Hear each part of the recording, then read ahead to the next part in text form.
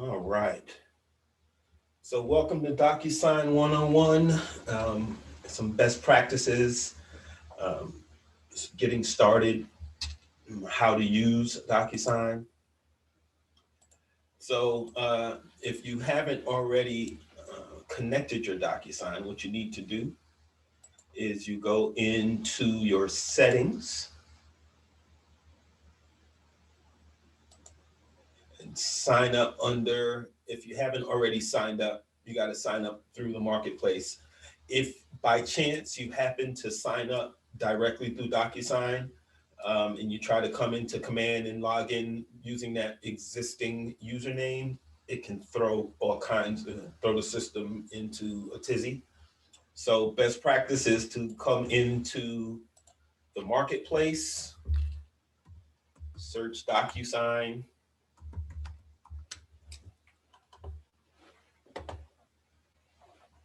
and then sign up via DocuSign, via the room. And once you're signed up, you can come to your settings and connect your account. Right here in your applications, you scroll down to the bottom, it'll have the connected apps are at the top. Disconnected ones or ones that are waiting to be connected are at the bottom. So if you don't see DocuSign up here at the top, scroll down until you see DocuSign, hit connect, and follow the on-screen prompts.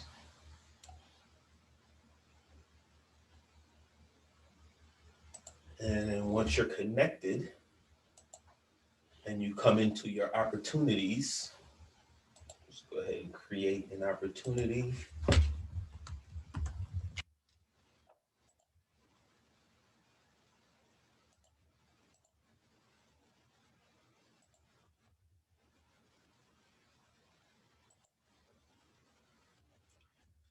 So from within the opportunity, you have two different ways that you can get your information into DocuSign. You can go here and fill out your details tab here and put the information of the property and your users and everything here. And then you go to your documents. And from here, this is how you get DocuSign to talk to command. Um, you have to have gone through your documents and start a transaction from command, and it will create a room for you in DocuSign. Now, everything that's in DocuSign will talk to command and vice versa.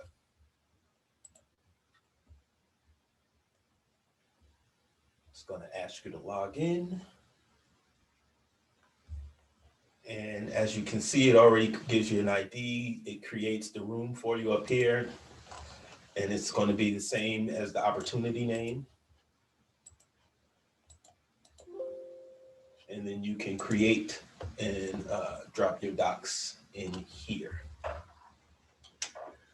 So that's the quickest way to create a DocuSign room, and the easiest way to make sure that anything you put here works on the DocuSign side and vice versa.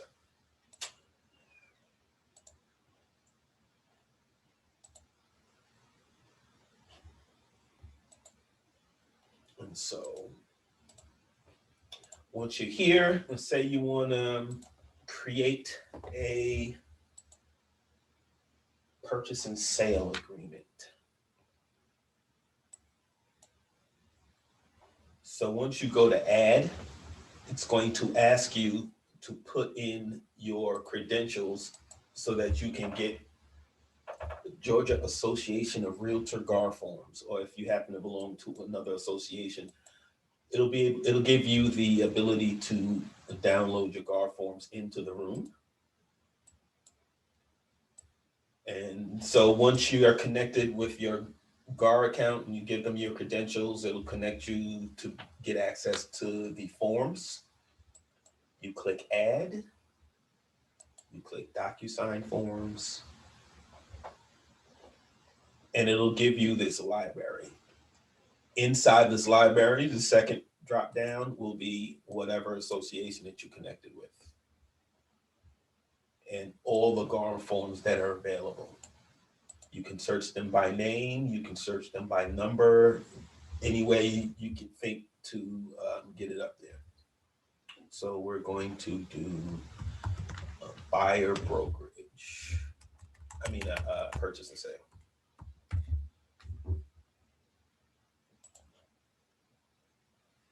So I just happen to know that it's F201, so I just type 201 to pull it up. You can type purchase, you can type sale, and go through the list. You can type agreement and go through the list to find whatever document that you would like to use. You click add.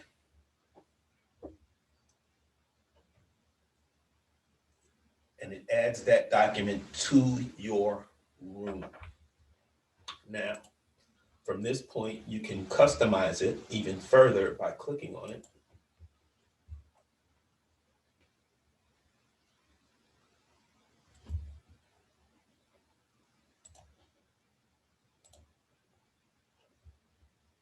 And then now that you've clicked on it and you can get in it, you can now type in it. It's editable.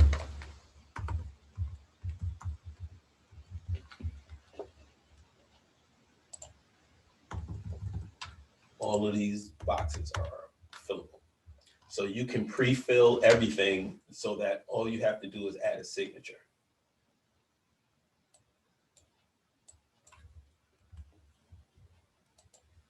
And then you can save and close. And that will be already filled in.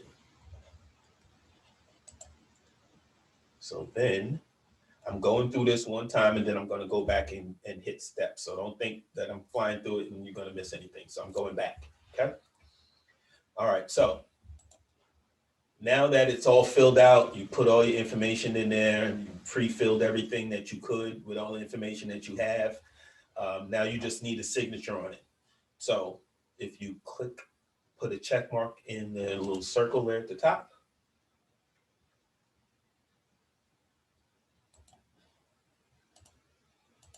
It gives you this menu. And if you hover, it tells you exactly, gives you different options on what you want to do with that form that you checked. You can have folders in here, move them between folders. You can email this form. You can create an envelope, which is what you want to do. You see this pen? That pen is a good indicator that it wants you to sign something. So you click on that, it'll create an envelope for you. Right here is where you add your recipients. So you go in here and you can either add them by people who are already participating in your room from, you've added them prior to this point. You can add them by email address and name, or you can use pre-tagged roles. We'll go back and cover pre-tagged roles in a minute, but right now we're just going to do room participants. And it's just me. So I'm going to add myself to the room. This is what the email will look like. So personally, I always change this to say review in DocuSign. Please review and sign the offer for 123 Main.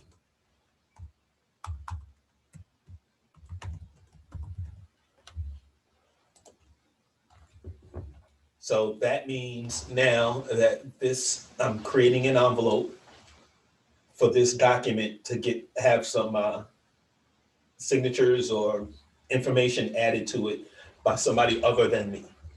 So I need to send this to them. So what we're going to do now is create an envelope, which is the vessel for sending it.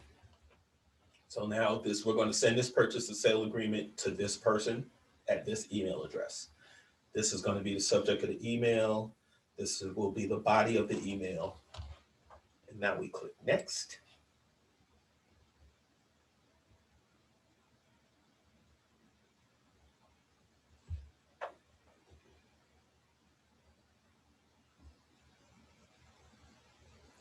And on the left, you'll see a menu of different actions that you can add to this page. So I want an initial here at the buyer's initials. All the different people that you have added to the room will be here in this drop-down box up top with the names. And you click on whatever action you want to happen. I want initials. And now I'm going to come over here and just click it on the space where I want it to go. I want it to go right there. I want a date. I'll put a date here. Obviously, it doesn't go there. I'm just showing you that what happens. If you want to delete it, you hit delete from there.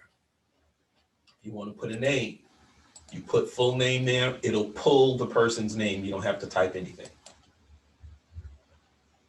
Same with the email, same with the company and the title. If you use these and there's information in those fields filled out for that person, it will put that information. If there's nothing there, it won't put anything. You will have to manually add it. And to manually add something, you use text. Use a text box, stretch it out, make it bigger, make it smaller, and then type whatever you want in it, letters, numbers, whatever. If it's not already filled out here. If you want to put a name, then just use the name. You don't have to actually type it.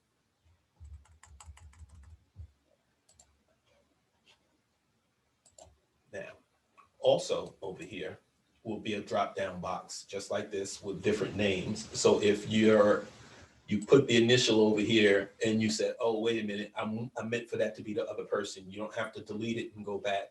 Just make sure that blue box is around it. And there'll be a drop down box over here and you can change the person that was intended for that box. Say for instance, this just needs to be some information that you don't need them to fill out. You just didn't fill it out prior to bringing it over here in that first step. You forgot that part. So you don't want them to fill it out. I just need it to be there. So if I put this box here and just check read only, instead of making a required field, it will just show up as information and not prompt them to do anything. So read only just allows you to put text or numbers or something in a box and not require the end user to do anything further beyond that point. And so that is how you would fill out this form. And then you hit send and it will send them an email requesting that they open it and sign it. And this is what they'll get when they open it. It'll open it up and it'll prompt them to say start, and then it'll jump to each area where it wants them to do something. And it'll tell them exactly what to do. So then you have to actually click on the names. It will do, you click on the boxes, it will fill them in accordingly, and it'll send it back to you and say it's been done. You'll get another email saying it's done, and it will email a copy of the signed documents to everybody who's in that room automatically.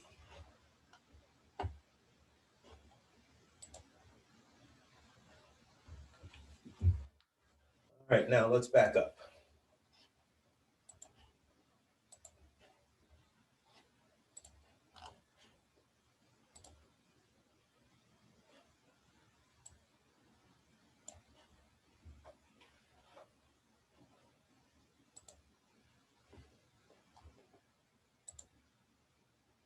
Okay, now, so from this room here, we have the ability to pre-fill a lot of these documents in.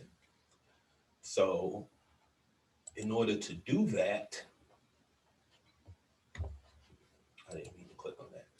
You go to My Docs and Form Templates. And as you can see, I have one here already saved, but you can create a form template. Go and pull up the form the same way you would pull it up in the, if you're going to use it for a room. So this one will be a buyer brokerage.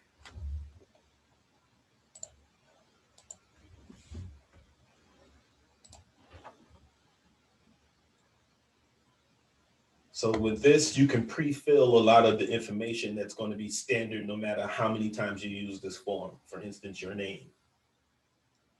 So I can put my information down here.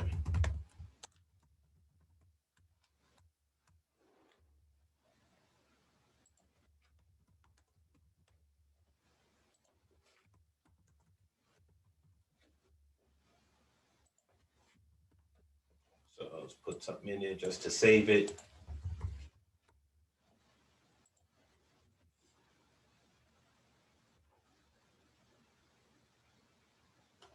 And now that buyer brokerage is saved in my form templates. Now, if I go back to this room,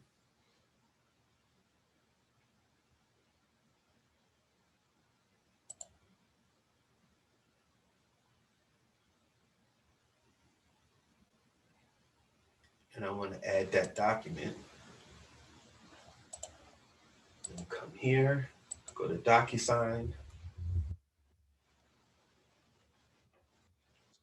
and go to Georgia Association of Realtors, and I'm going to pull up that buyer brokerage.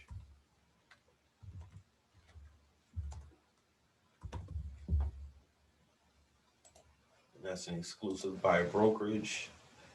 And then I said to myself, wait a minute, I remember I have a template for that. I don't have to fill that form all the way out. You come to it, right click on it, and say apply from form template. And it'll only pull up the one that's named similarly. So if it's a F110, it'll pull up F110. It won't also pull up the 201, only the one that it applies to. Then you click apply. And now if I go in it should be filled out if everything's working the way it should. Yeah, Rob, there's a question in the chat that says, is that just for this room or for everything after? Is what for this room? I don't know. I didn't ask the question.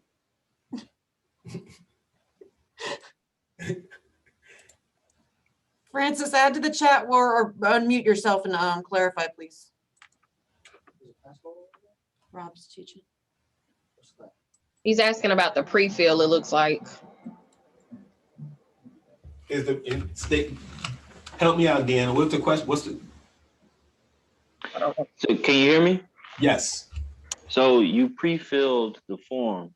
I was asking, is it just for this room or is it for everything after going forward? Or do you have to do that for each room? Say you have 10 clients. Do you have to do that 10 times to be in each room, or do you do it one time for all forms going forward that you pre-fill? Once you make your template, you have to apply that template to each form that you use. So you have to actually go to the form. Hold on, wait a second.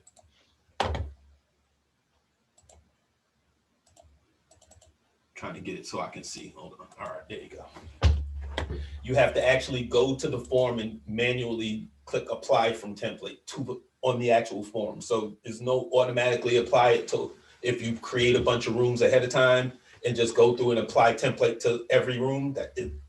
That function doesn't exist yet. Is that what you mean?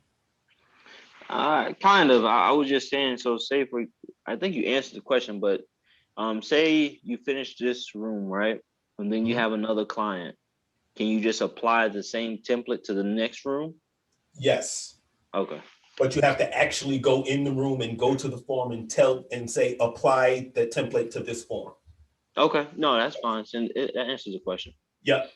So once you put it in here, yes, I understand. I'm sorry. I get it now. Yes, once you put this form template here, it's there. And no matter how many rooms you change, you can go in and apply the template in that room. Okay, thank you. Mm-hmm.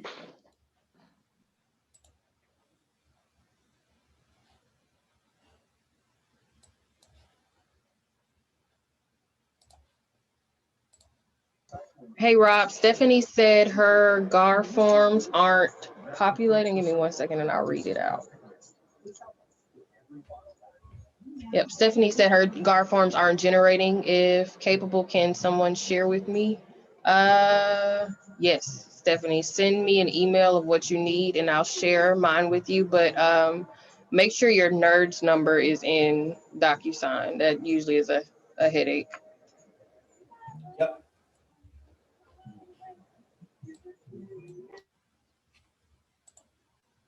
So now if we go back in here and open it up, that stuff should be down there at the bottom.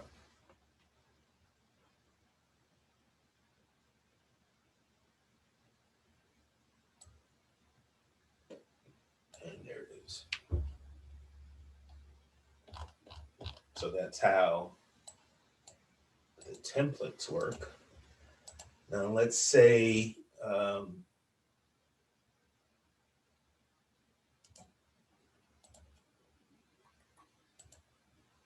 say you want to get a seller's property disclosure filled out. This is my favorite function. If you put the people's information here in the details tab, if you put make them seller 2 and seller 1, and you go to documents, add a seller's property disclosure.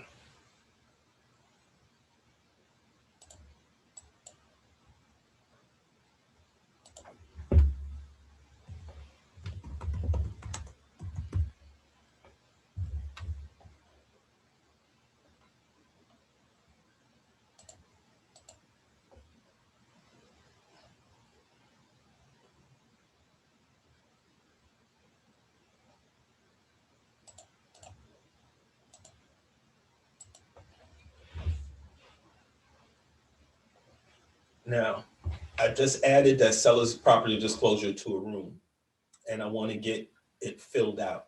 Now, if I just put room participants or email address, it's going to make me manually put a text field on every line that I need them to fill out, which is a headache. And it's tedious. It's possible, but it's a pain. You rather just print it out and take it to them and have them fill it out and then scan it back in. This way, if I come in here and do this same method and use pre-tagged roles and choose seller 1 and seller 2, Docusign knows that legally only the seller can fill out the property disclosure statement. You as an agent can't fill it out for them. So if you do seller 1 and seller 2 and add these selected people, now when I send it to them, even if I add myself, when I send it to them, it's going to prompt them to fill out the whole form. The whole form will be editable. So you can go in and type, the fields won't be highlighted, it won't jump to next places like the signatures do. So you have to educate them that, hey, I'm getting ready to send it to you this way. Fill out the form. If it's a line, answer the question. So fill up whatever way works for you, where you can get them to comprehend that it's not going to prompt them for each line, that they have to actually fill it out. Then they can fill it out electronically, and once they're done, it'll notify you, and it's done lickety split. It's easy, it's simple, and I love it. And it's an easy way to get the disclosures done. And again, that's using pre-tagged roles, which are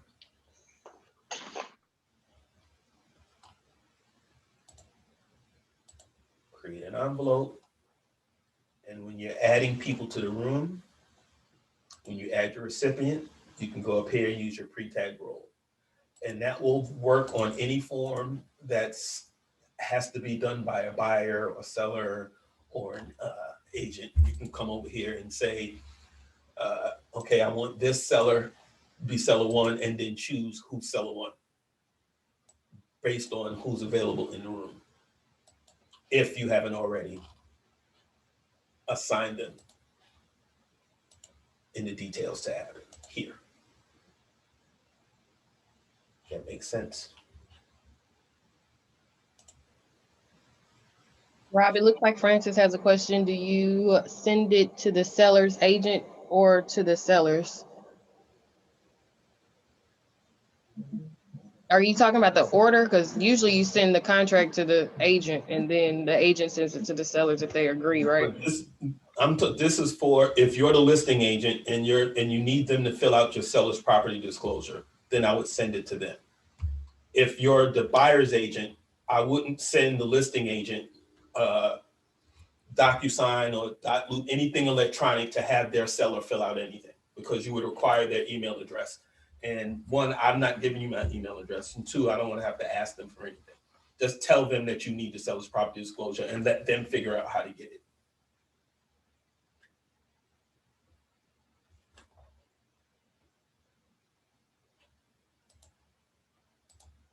Got me, Francis? That answer your question?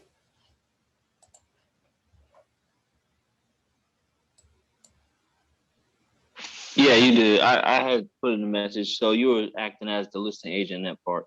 Yes. I got it. Yep.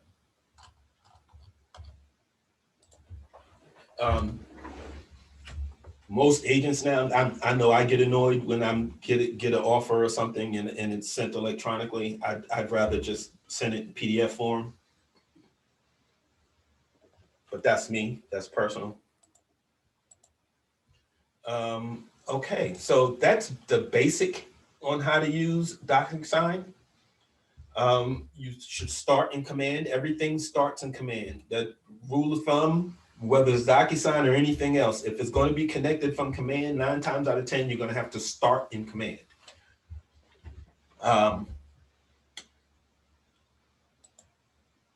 Let's see, what else can I show you?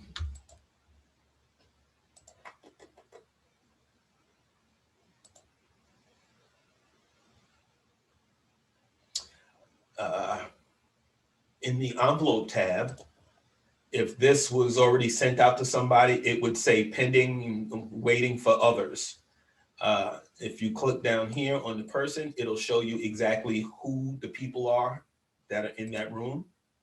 And it'll show you who's waiting to sign and who hasn't signed. It'll tell you how many documents are in that room. That's what the one on the left is. How many documents are in this particular folder and how many people. And then if you click on it, it'll tell you who's done what. If they viewed it, if they signed it, or if they still need to sign. And if they haven't signed, you can then resend it to them. And when you click on it, there'll be a resend button up here.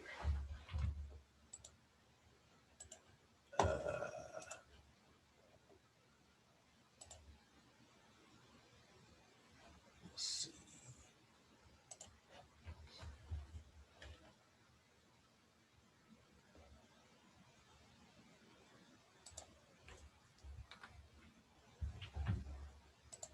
From here, you have several things that you can do in your menu from inside here. You can change who has access to it. You can get the help and support about how to do this form or something of that nature. I would still come through us for your support. You can rename this file, this part up here. This is what it'll rename. You can download it, you can print it, you can create an envelope right from here. You can archive it or you can delete it.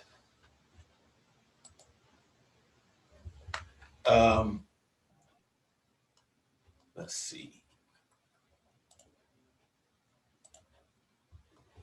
Hey, Rob, two questions. I know you're working. One was, what if you just want to sign a doc for yourself, not assign it to any of your contacts? And the second one is can you show how to upload the doc into your opportunity once it's been signed? Yes. Thank you. Let's go.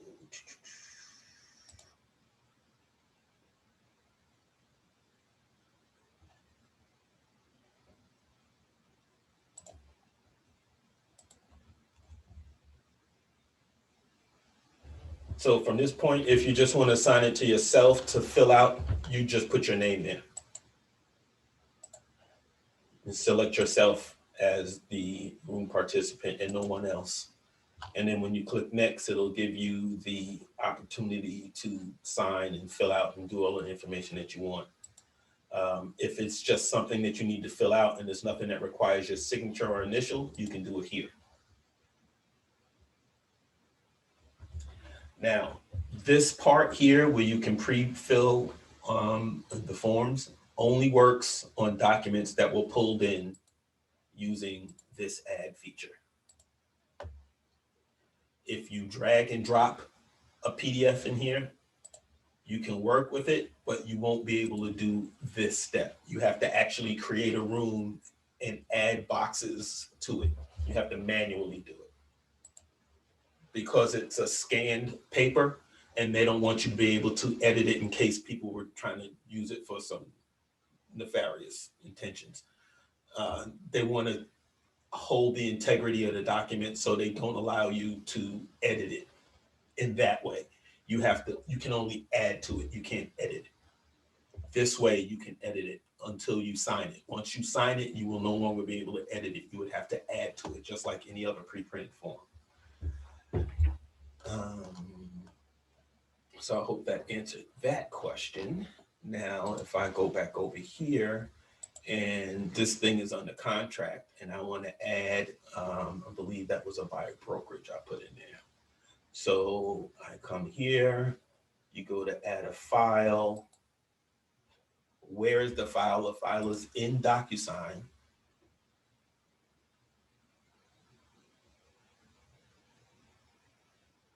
And if you have folders, you can choose the folders here within that room, or it'll just pull everything from the root folder. And then you come down here and you find your buyer brokerage and you hit assign.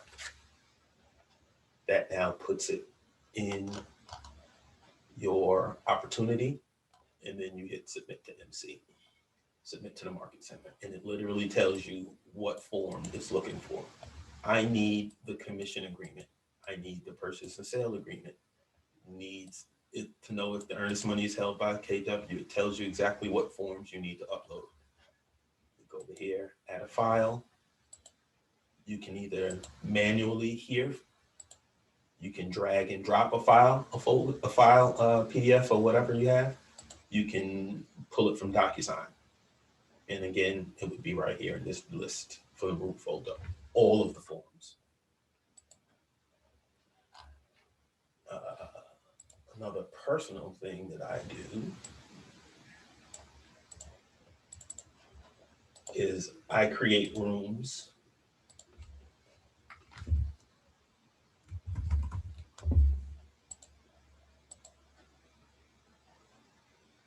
So now Room Docs is the default folder where everything goes.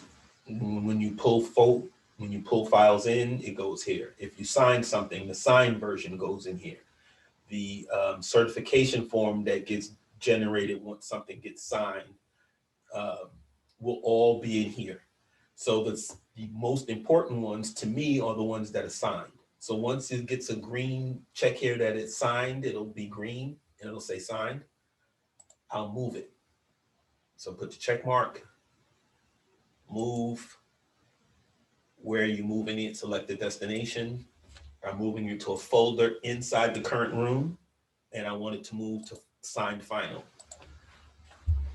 So now I'm moving this to signed final. And that makes it easier because now that signed one is separated from the rest of the room. And if I come back over here and I want to add that from here, I don't have to search through all of the folders, every document to find the right one. I can just come to select folder. I only want to look in the signed final folder, and it'll give me only the documents that are fully executed, as opposed to the ones that are in limbo or partially done.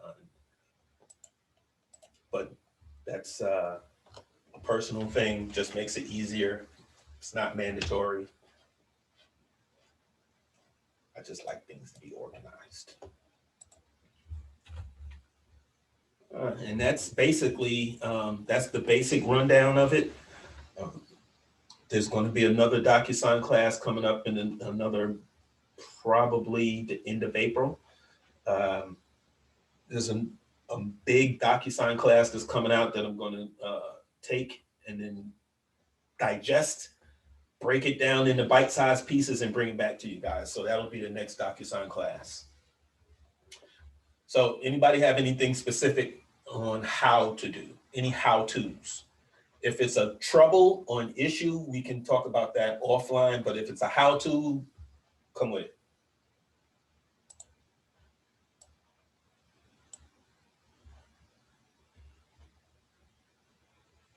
Do I have to choose an existing room or make a room for myself to do personal docs? You can make a room to do personal docs. And in that case, once you have set up through command, you don't have to necessarily log in through command once you have your account set up. For something personal, Rodney, I just sign directly into DocuSign using that same login and just create a room and do whatever you need to do. That way it doesn't connect it to command. Unless you want it to be.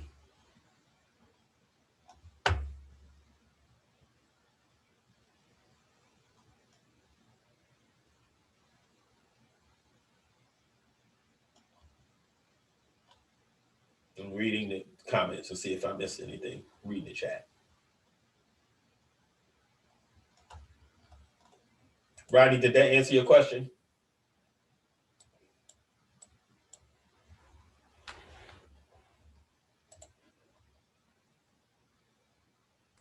He's on the phone.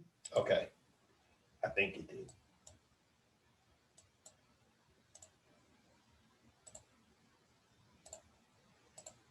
Anybody else have any specific questions on how to do something in DocuSign?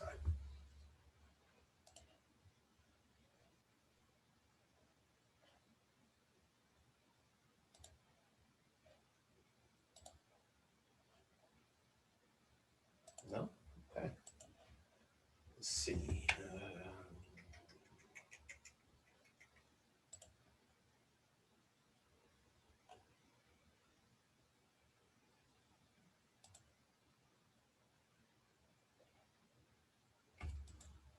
Show you what that looks like. Okay. Rooms.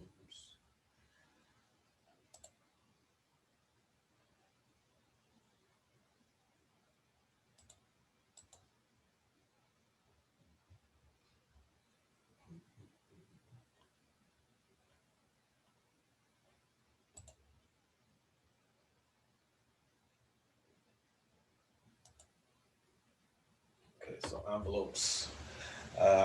This is what they look like when they're completed. If you go in here, it tells you who the recipients are, whether they signed, whether they need to sign, or it'll say they viewed it but haven't signed it yet. So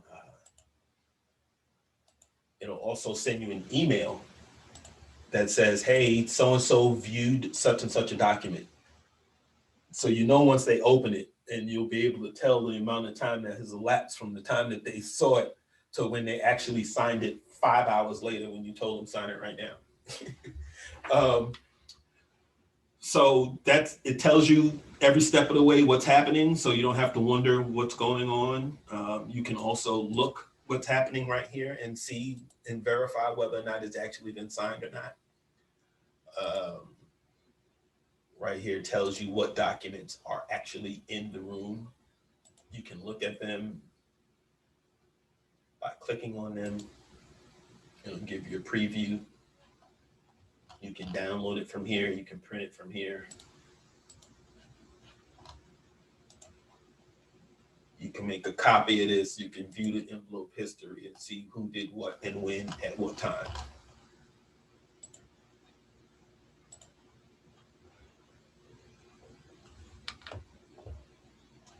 If by chance you have to give somebody a copy of something, you absolutely have the ability to email it from here. The downside to that is once you do,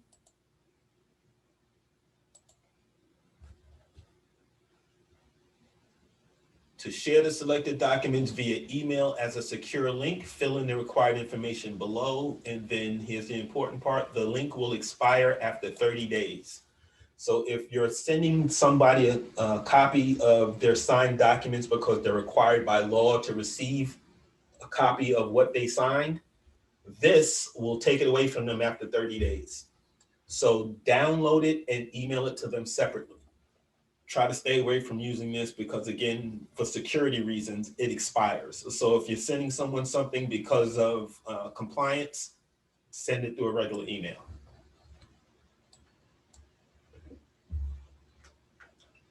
And that's simply either checking it and downloading it this way, going into the form and downloading it from the email that sends you a copy once it's completed. However you get the PDF, and then attach it to a separate email and email it that way. And they'll have it in perpetuity as opposed to only for 30 days.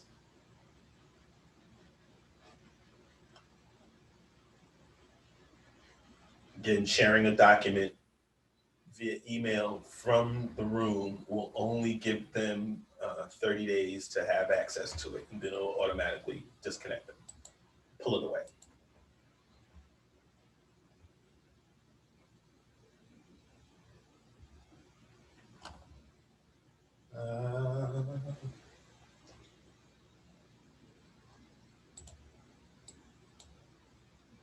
Again, that's basic 101 class on what to do. Basic features, the simplest way to get a document signed. Again, you can pre-fill most of the stuff out before you even send it for signatures, so you don't have to put or fill out a bunch of different sections.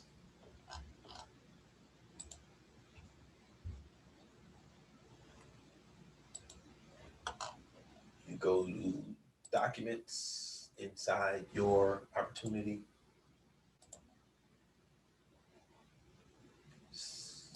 Go to transaction, and it'll automatically open up that room.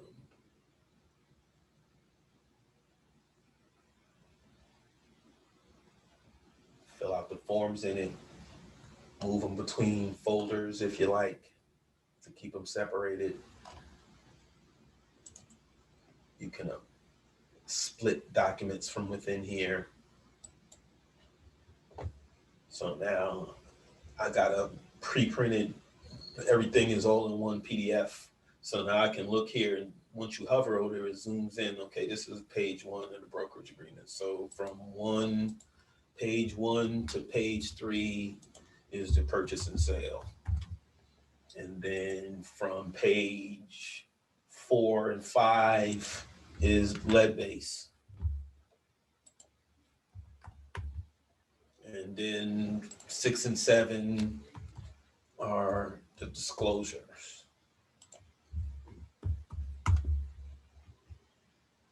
And then you hit apply template or save, and it will split that document up into these 3 documents and drop them in the room. Right here. And they will all be named in the way you had it named here.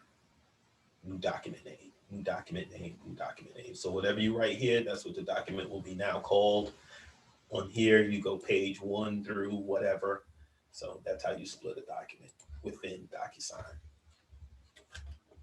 Drop it in Docusign, drag and drop, right click, split.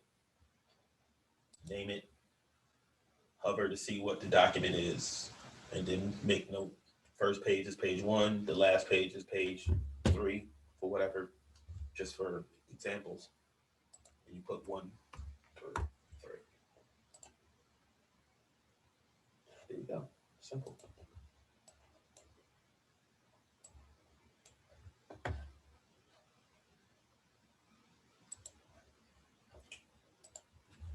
All right, there you go. DocuSign 101. Hope I gave you a little bit of insight. It's a simple, quick class, which is designed to be.